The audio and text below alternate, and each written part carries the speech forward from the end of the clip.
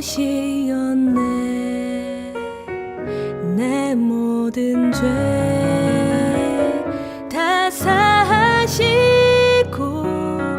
죽음에서 부활하신 나의 구세주, 살아계신 주, 나의 참된 소망, 걱정 근심 전혀 없네. 사랑해 주, 내 갈 길 인도하니 내 모든 삶의 기쁨 늘 충만하네.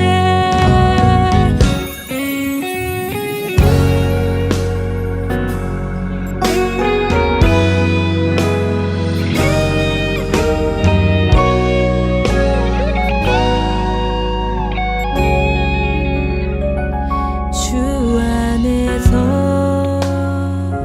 거듭난 생명 도우시는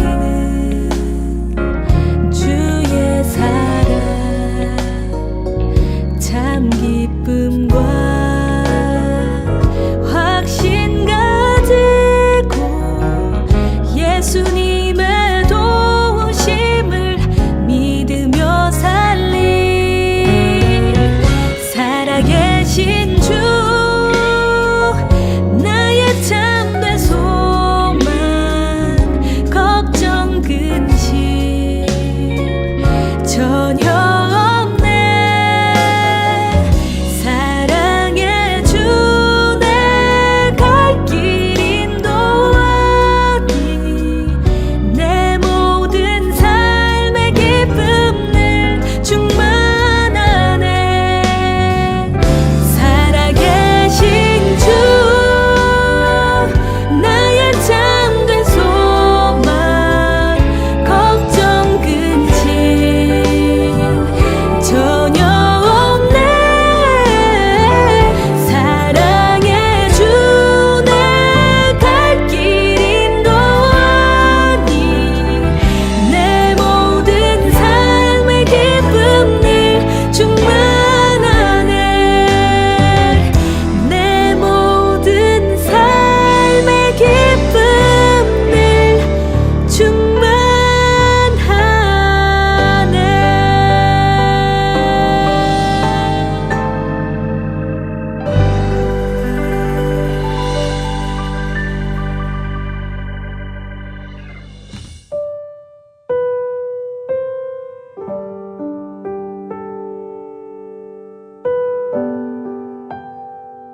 그 후에 예수께서 디베랴 호수에서 또 제자들에게 자기를 나타내셨으니 나타내신 일은 이러하니라.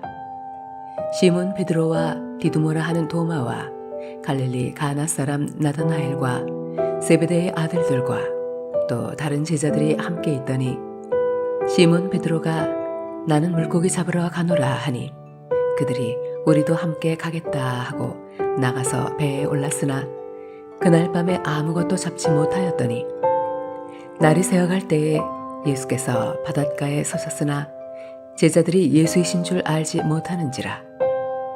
예수께서 이르시되 얘들아 너희에게 고기가 있느냐? 대답하되 없나이다.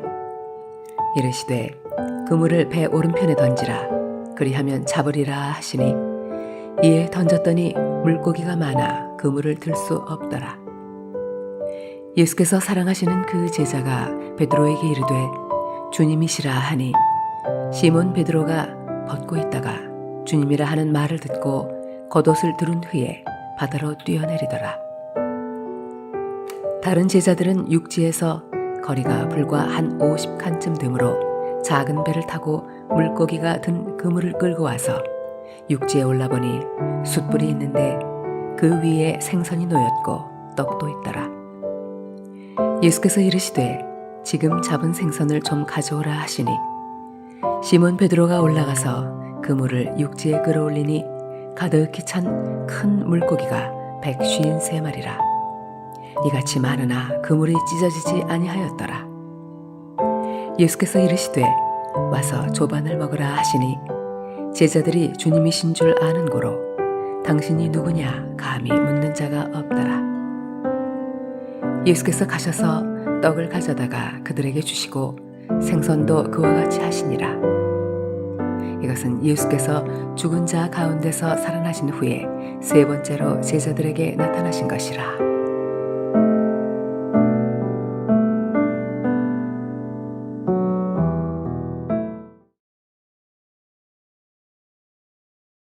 할렐루야.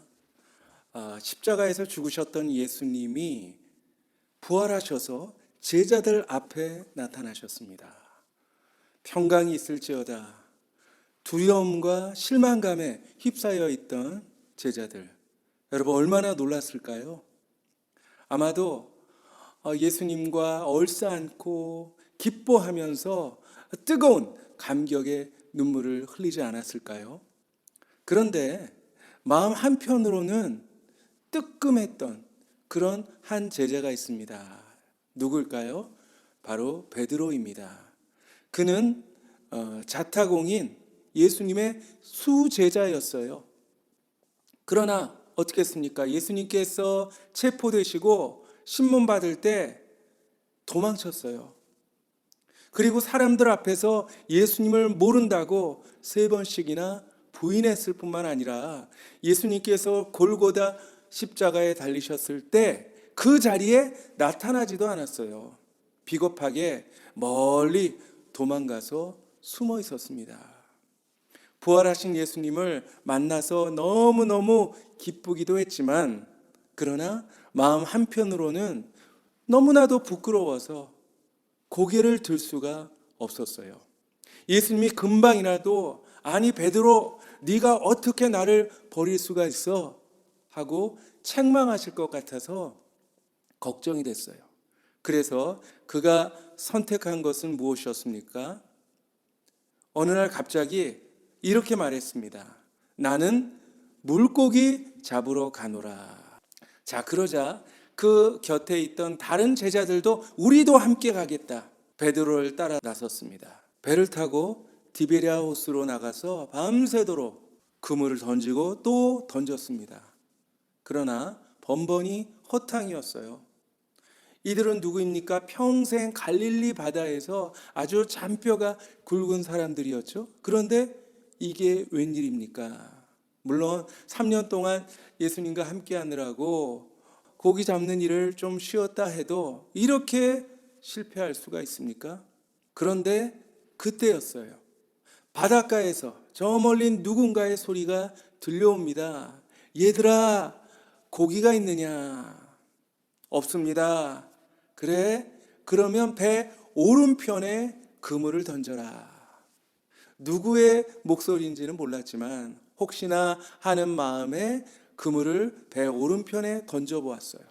그랬더니 그물을 들 수 없을 만큼 수많은 물고기를 잡게 되었습니다. 성경에 보니까 153마리, 그것도 모두가 아주 큰 고기들이었습니다. 자, 그러면 베드로가 처음에 왜 실패하게 되었을까요? 무엇보다도 그가 예수님을 떠났기 때문이었어요. 모든 그리스도인들은 예수님과 연결된 관계, 연합된 관계입니다. 그러므로 주님을 떠나거나 주님을 등지게 되면 우리는 결국 실패할 수밖에 없는 것이죠. 우리 요한복음 15장에 보면 나는 포도나무요 너희는 가지라. 그가 내 안에 내가 그 안에 거하면 그 사람이 많이 열매를 맺을 수 있지만 나를 떠나서는 너희가 아무것도 할 수 없다. 우리 주님께서 그렇게 말씀하셨습니다. 가지가 나무에서 떨어져 나갔다면 보나마나 실패입니다. 얼마 갈 수가 없어요. 바로 베드로가 나무에서 떨어져 나간 가지였던 것이죠. 얼마 전까지만 해도 아주 자신만만했어요. 모두가 다 주를 버릴지라도 나는 결코 버리지 않겠습니다. 내가 예수님과 함께 죽을지언정 주님을 부인하지 않겠습니다. 그렇게 아주 큰 소리 쳤죠. 그런데 바로 그날 밤 몇 시간도 지나지 않아서 예수님을 부인하고 말았어요. 왜 실패했을까요? 바로 두려운 나머지 예수님을 멀리했어요. 예수님을 멀찍이서 따랐습니다. 예수님이 죽음에서 부활하셨습니다. 그렇다면 이제라도 베드로가 아주 죽기 살기로 예수님을 쫓아야 했는데 또다시 주님 없이 예수님을 떠나서 배를 타고 나갔던 것이죠. 결과는 뻔합니다. 밤새도록 고생은 고생대로 하고 물고기 한 마리도 잡지 못하고 실패하고 말았던 것이죠. 제자로도 실패하고 그리고 업으로도 실패하고 말았어요. 철저히 실패한 인생으로 추락하고 말았습니다. 또 한 가지 베드로가 실패한 이유가 있었는데 그것은 바로 맡겨주신 사명을 버렸기 때문이었어요. 나는 물고기 잡으러 가노라. 자, 이 말에는 어떤 의미가 있을까요? 이제 제자 안 하겠다. 이제 모든 사명 다 내려놓겠다. 다시 업으로 돌아가서 물고기나 잡겠다고 하는 것이죠. 예수님께서 베드로를 처음 부르셨을 때 뭐라고 했습니까? 나를 따라오라. 내가 너를 사람 낚는 어부가 되게 해주겠다. 이제후로는 너는 사람을 취하게 될 것이다. 평생 비린내 나는 물고기만 잡던 베드로를 사람 낚는 어부, 영혼을 건지는 그런 사명자로 세워주셨습니다. 그런데 베드로 그저 한두 번 실패했다고 그냥 포기해버리겠다는 거예요. 얼마나 한심한 모습입니까? 여러분, 우리 모두가 다 사명자예요. 물론 직장이 있습니다. 그러나 직장을 통해서 주님의 사명을 감당해야 하는 것이죠. 가정이 있습니다. 가정에서도 하나님께서 우리에게 맡겨주신 미션이 있어요. 또한 교회에서도 맡겨주신 그 역할을 잘 감당해내야 하는 것입니다. 우리가 사명을 등지면 빈 그물일 수밖에 없어요. 사명을 버리면 그저 빈 배에 불과합니다. 요나가 니느웨로 가서 말씀을 전해라. 이 사명을 버리고 다시스로 갔다가 어떻게 됐습니까? 깊은 바다에 빠져서 아주 큰 물고기 밥이 되지 않았습니까? 물론 회개하고 돌아왔지만 사명을 버리면 잘 될 수가 없는 것이죠. 혹시 여러분이 실패한 이유도 사명을 버렸기 때문이 아닌가요? 복음의 사명, 영혼 구원의 사명, 예수님의 제자로서의 사명을 버렸기 때문에 우리가 오늘 실패하게 된 건 아닙니까?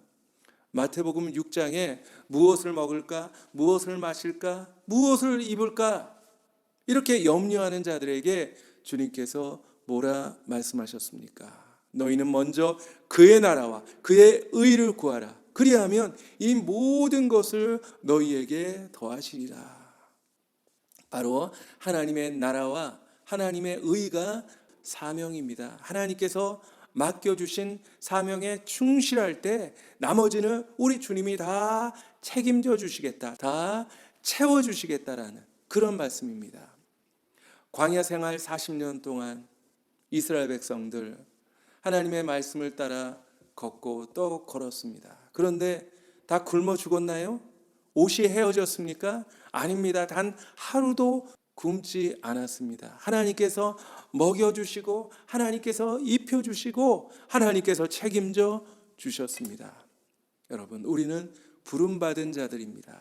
우연히 얼떨결에 우리가 예수 믿은 게 아니죠. 하나님의 치밀하신 계획 가운데 여기까지 왔고 여러분 한 사람 한 사람 하나님의 놀라운 계획이 있다는 것입니다. 더 이상 우리가 도피하지 말고 사명의 자리, 제자의 자리로 돌아가야만 합니다.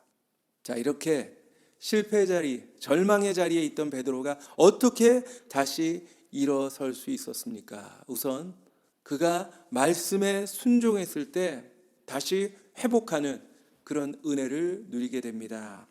이르시되 그물을 배 오른편에 던지라. 그리하면 잡으리라 하시니 이에 던졌더니 물고기가 많아 그물을 들 수 없더라. 자, 말씀대로 어떻게 했다고요? 오른편에 그물을 던졌어요. 왼편에 던졌으면 어떻게 됐을까요? 물론 고깃배의 오른편이나 왼편이나 거기서 거기지만 중요한 것은 순종했다는 것이죠. 오른편에 던지라. 이에 던졌더니 순종이 제사보다 낫다 말씀하셨습니다. 순종해야 우리 영혼이 잘 되고 범사가 잘 되고 그리고 강건함을 누리게 되는 것입니다. 누가복음 5장에도 비슷한 이야기가 나오는데요. 그때도 밤이 맞도록 수고했지만 아무것도 얻은 게 없었어요. 그때 주님이 깊은 데로 가서 그물을 내려라 그렇게 말씀하셨고, 베드로가 말씀에 의지하여 내가 그물을 내리겠습니다 그랬을 때 성공할 수가 있었어요.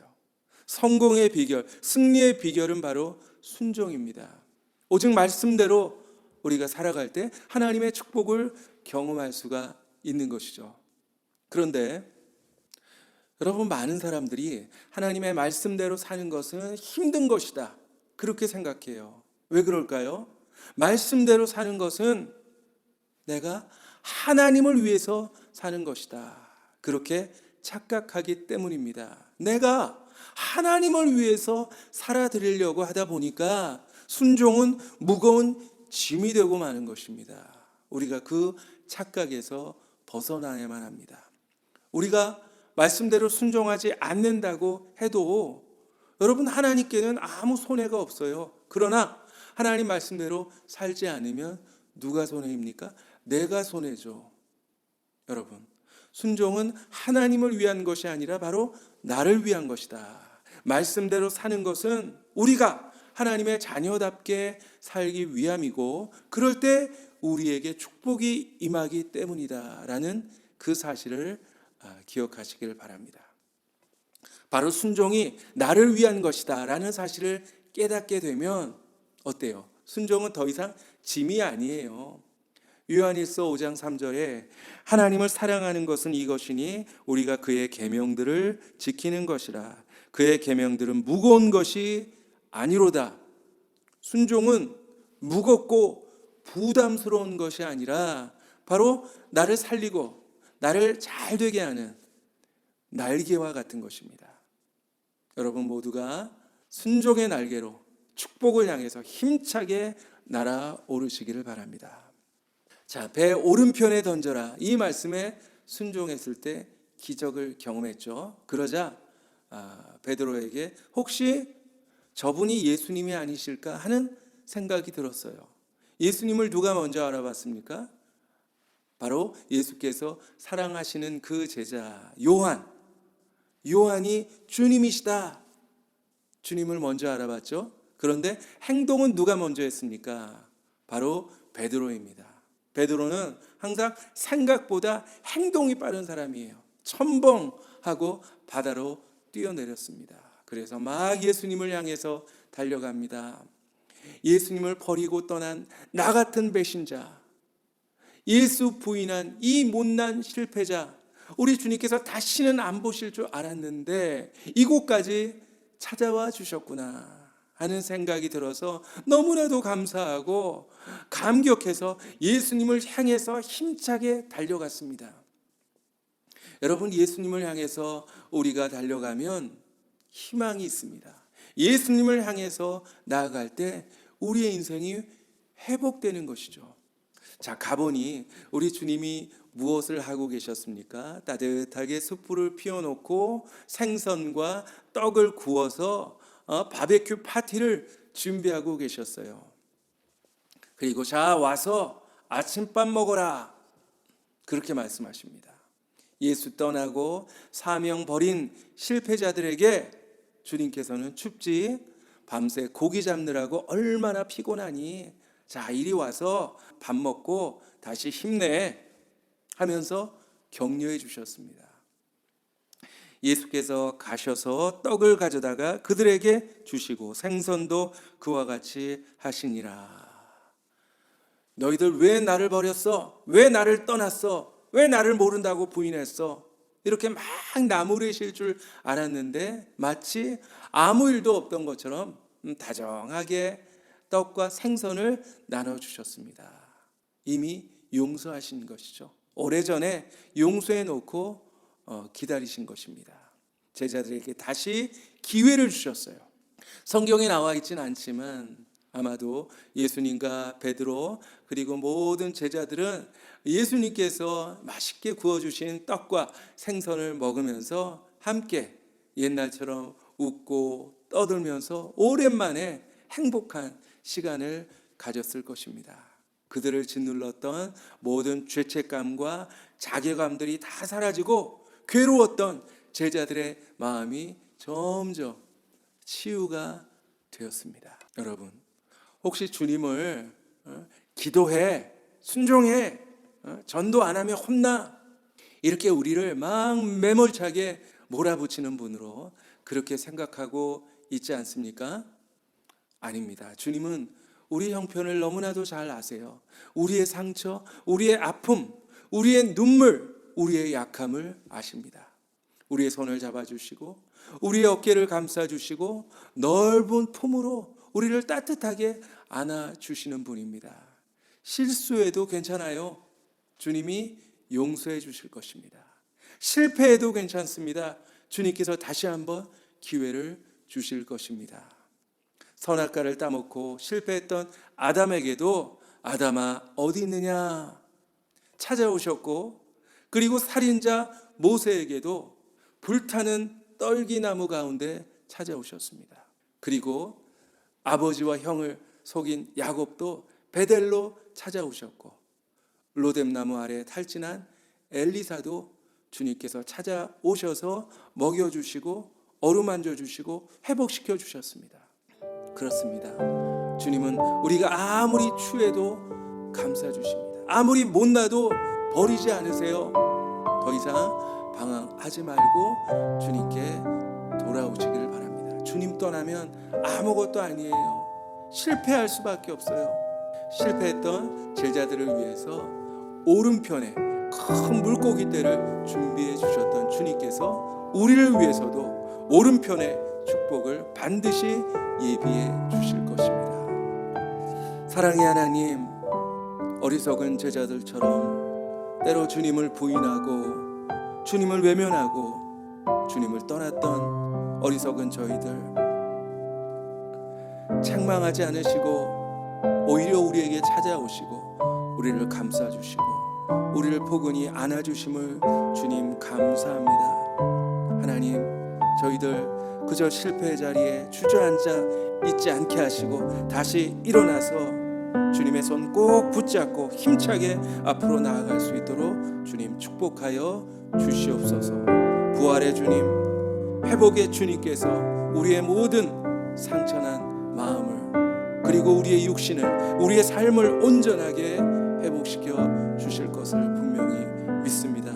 언제나 부활의 주님을 바라보면서 희망을 가지고 다시 한번 도전할 수 있는 우리 모두가 되게 하여 주시옵소서. 그래서 하나님께서 우리를 위해서 예비해 놓으신 오른편의 축복을 우리 모두가 누릴 수 있도록 주님 함께 하여 주시옵소서. 예수님 이름으로 기도하옵나이다. 아멘. 이제는 예수 그리스도의 은혜와 하나님의 사랑과 성령님의 교통하심이 부활하신 주님을 바라보고 실패의 자리에서 일어나서 다시 한번 희망을 가지고 힘차게 도전하기를 마음으로 다짐하는 모든 사랑하는 우리 교우들, 믿음의 백성들 머리머리 위에 이제부터 영원히 항상